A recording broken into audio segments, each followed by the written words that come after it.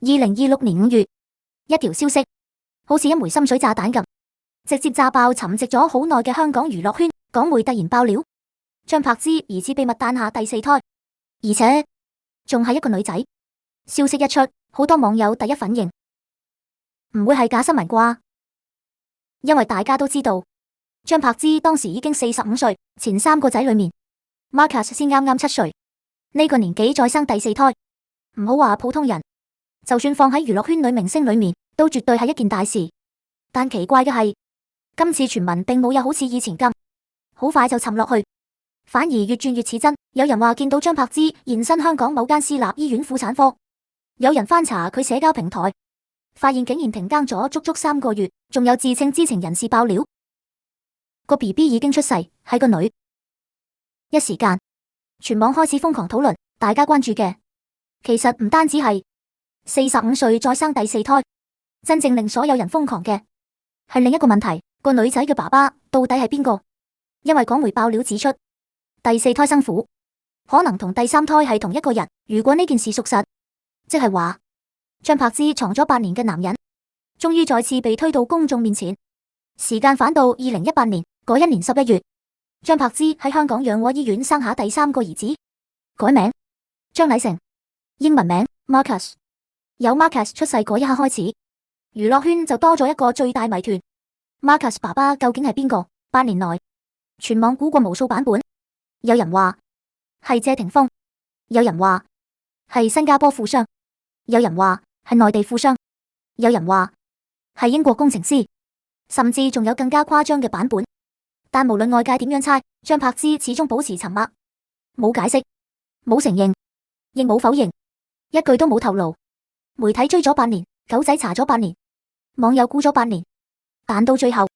冇任何人能夠拎出真正證據。張柏芝就咁一個人面對所有輿論壓力，佢冇選擇公開答案，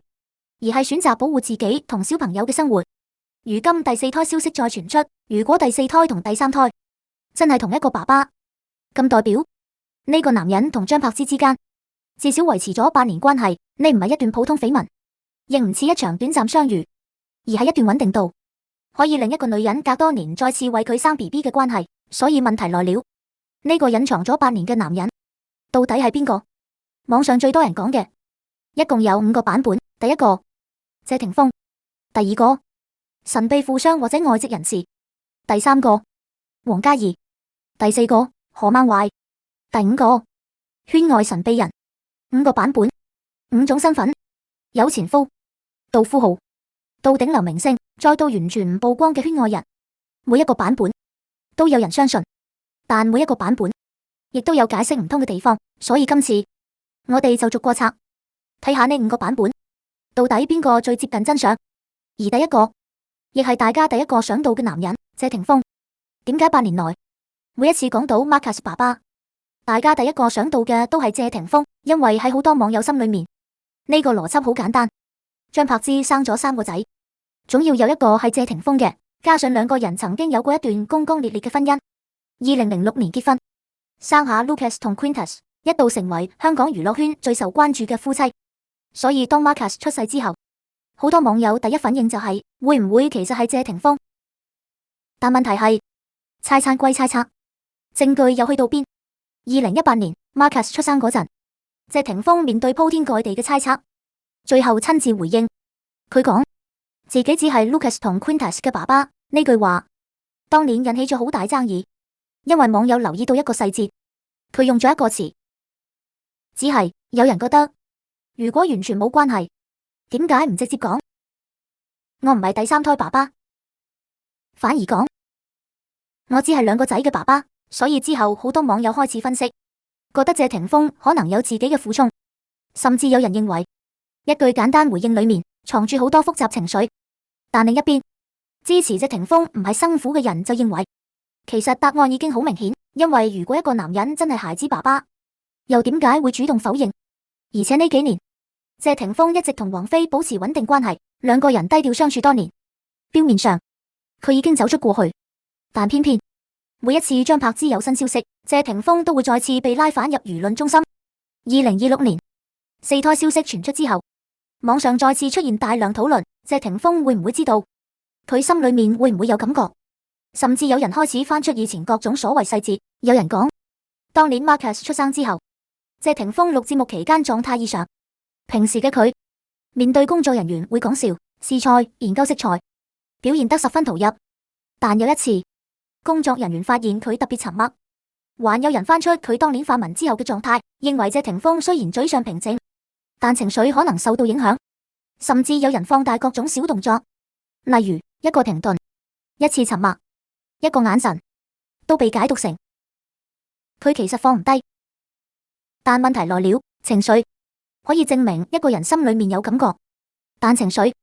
唔代表事實。一個男人聽到前妻生第四胎，可能會震驚，可能會複雜，可能會回憶過去，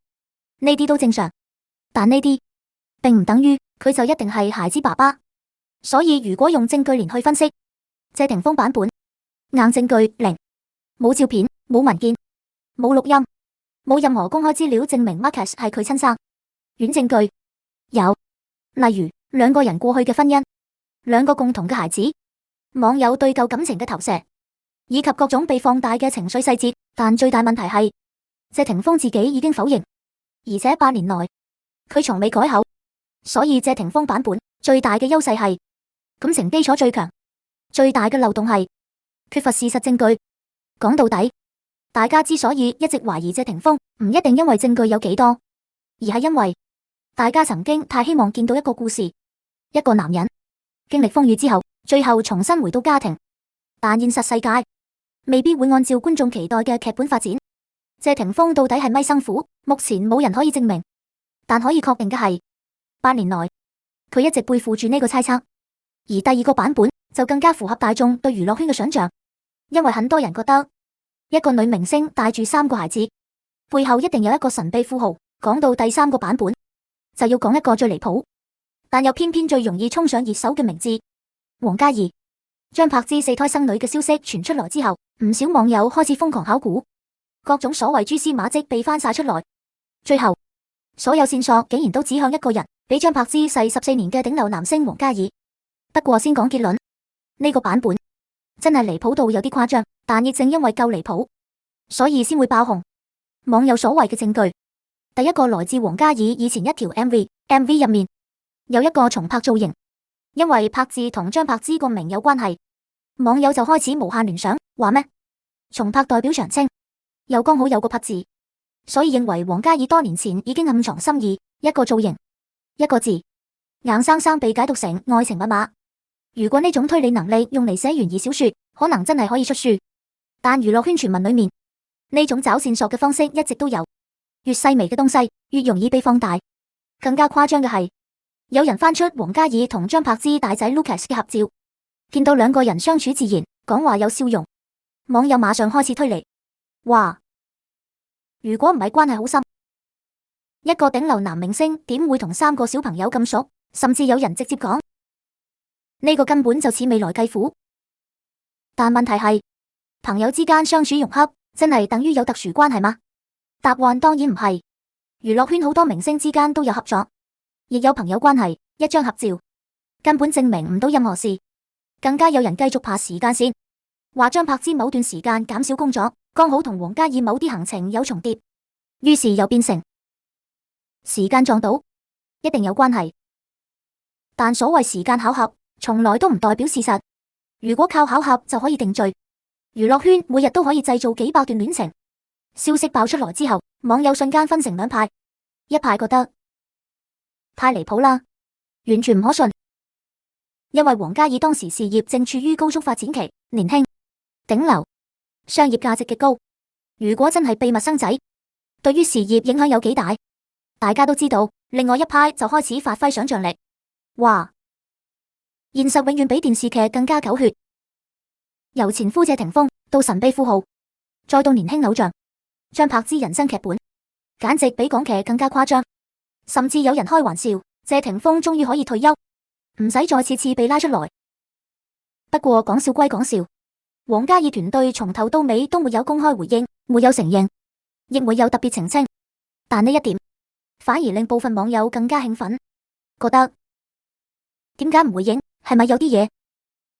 但其實娛樂圈裏面好多時候不回應，唔代表默認，更加可能係傳聞太離譜，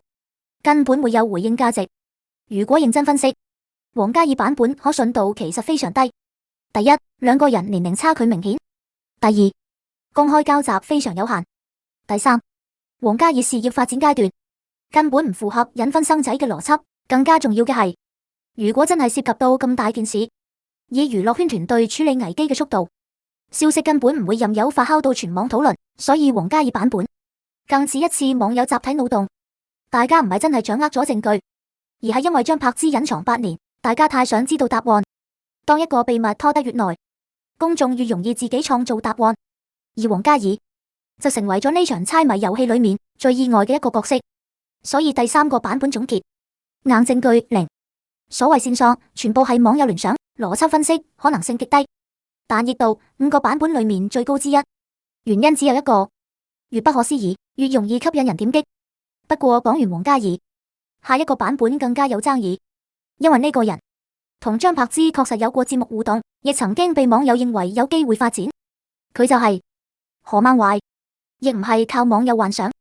而係真真正正有過交集。呢個人就係何孟懷。據部分港媒爆料，張柏芝4胎生父可能就係呢位比佢細8年嘅男藝人，而兩個人嘅故事最早要追溯到當年一檔綜藝節目，當時何孟懷仲係娛樂圈新人，而張柏芝已經係香港一線女星。節目裏面，何孟懷表現得非常體貼，陪張柏芝旅行，照顧佢感受，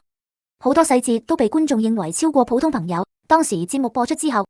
已經有唔少觀眾覺得呢兩個關係好似唔簡單，因為鏡頭裏面嘅互動確實有一種特別嘅默契，甚至張柏芝當時接受訪問時曾經講過佢係我理想型，呢句話一出，自然引發更多猜測。好多網友覺得一個女人可以公開講一個男人係自己理想型，起碼代表對對方有一定好感。不過當年面對外界猜測，兩個人都曾經回應，強調大家只係朋友關係。隨着節目結束，呢段緋聞慢慢淡出大眾視線，但後來網絡上又不斷出現兩個人私下聯繫嘅消息，有人翻出舊照片，話何孟懷曾經同張柏芝一家相處，甚至有傳聞指佢同張柏芝幾個仔女關係不錯。所以網友開始重新拼接時間線，覺得如果一個男人可以接受一個女人嘅3個孩子，仲可以陪伴多年，咁關係一定唔普通。於是何孟懷版本開始慢慢升溫，部分港媒甚至描繪出一個非常浪漫嘅故事，話張柏芝經歷過上一段婚姻之後，一直一個人撐起家庭，又照顧孩子，又發展事業，而何孟懷就係那個願意接受她過去，亦願意陪佢面對未來嘅男人。如果呢個故事係真，確實好似一套現實版愛情電影。但問題來了，故事好聽，證據夠唔夠？答案係暫時唔夠，因為到目前為止，關於何孟懷係3胎、4胎生父嘅說法，全部都來自媒體爆料，沒有出生證明，沒有雙方承認，沒有任何公開證據。所謂同框照片、節目互動，甚至一句理想型，都只能夠算係軟證據，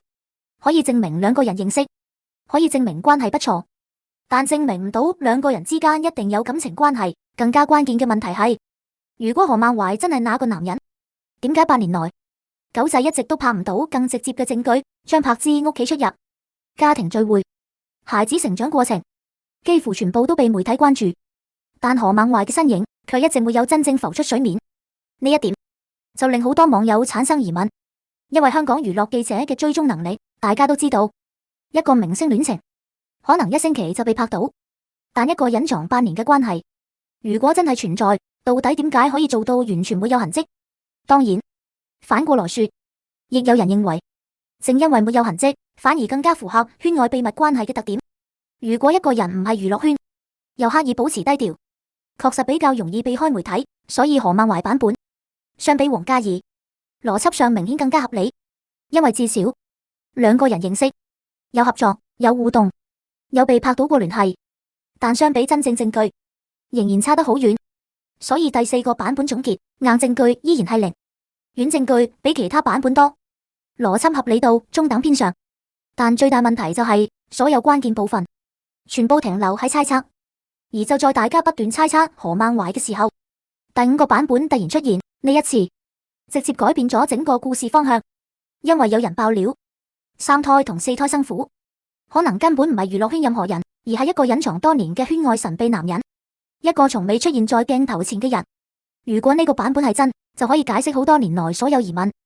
點解沒有照片？點解張柏芝唔回應？點解8年都冇人知道身份？冇人見過，冇人知道身份，甚至連名字都沒有。但偏偏呢個可能係最能解釋一切嘅答案。據港媒曾經報道，張柏芝第三胎 Marcus 出生之後，外界一直追問孩子爸爸是誰，但張柏芝始終保持沉默。面對媒體追問，佢只係表示對方係圈外人，唔希望影響對方正常生活。之後無論外界點樣猜，張柏芝都沒有再透露更多。8年來，他守住呢個秘密，由2018年生下 Marcus 到後來傳出四胎消息。如果兩個孩子真係同一個爸爸，咁代表呢段關係至少維持咗8年以上。8年時間唔係一段短暫戀情，更加唔似所謂秘密情人。因為一個女人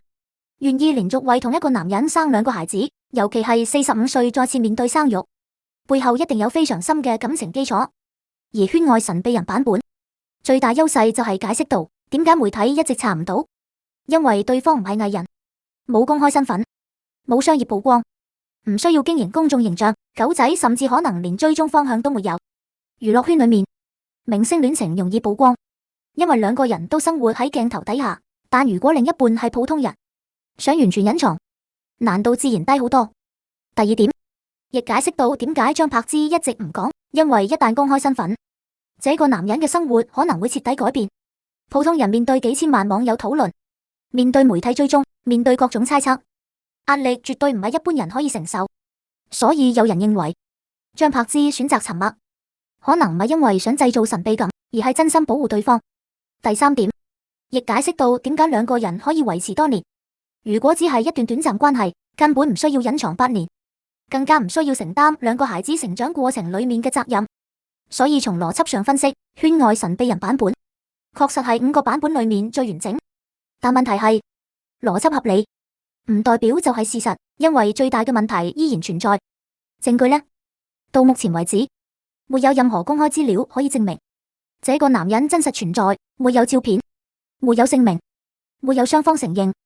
所以呢個版本最大嘅特點就係你無法證明佢係假，但你同樣無法證明佢係真。呢種狀態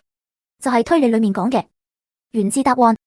而更加值得大家注意嘅，其實唔係5個版本裏面邊個正確，而係張柏芝8年來一直選擇嘅方式。沉默。從 Marcus 出生開始，外界不斷追問，有人猜謝霆鋒，有人猜富豪，有人猜藝人，但張柏芝始終沒有主動公開答案。佢冇利用這個秘密製造話題，亦冇靠這個故事炒作。他選擇做嘅就係照顧孩子。所以到最後，真正留下來嘅問題可能已經唔係孩子爸爸是誰，而係一個女人點解願意用8年時間守住一個秘密。答案可能只有張柏芝自己知道。有人覺得她應該公開，有人覺得公眾會有資格知道。但無論外界點評論，呢8年裏面，孩子一直成長，她亦一直陪住3個子女。至於那個男人，無論係謝霆鋒、何孟懷、王嘉爾，還是一個完全冇人知道嘅圈外人，如果真係存在，可能佢從來都唔需要出現在鏡頭前，因為對於張柏芝來說，最重要嘅答案可能早就唔係一個男人嘅名字，而係眼前呢幾個孩子。從一個年輕女明星到一個獨自承擔家庭責任嘅母親，張柏芝經歷過掌聲，經歷過爭議，亦經歷過無數猜測，但最後她選擇咗自己認為最重要嘅生活。所以4胎生父之謎可能永遠都不會有一個公開答案。但有一點可以確定，8年來張柏芝一直守護住自己想守護嘅人。至於真相，就留返時間去證明。好了，5個版本全部測完，有謝霆鋒到富商外籍人士，再到王嘉爾、何孟懷，圈外神秘人，你覺得邊一個最接近真相？評論區告訴我。如果想繼續睇張柏芝同謝霆鋒當年離婚背後那些鮮為人知嘅細節，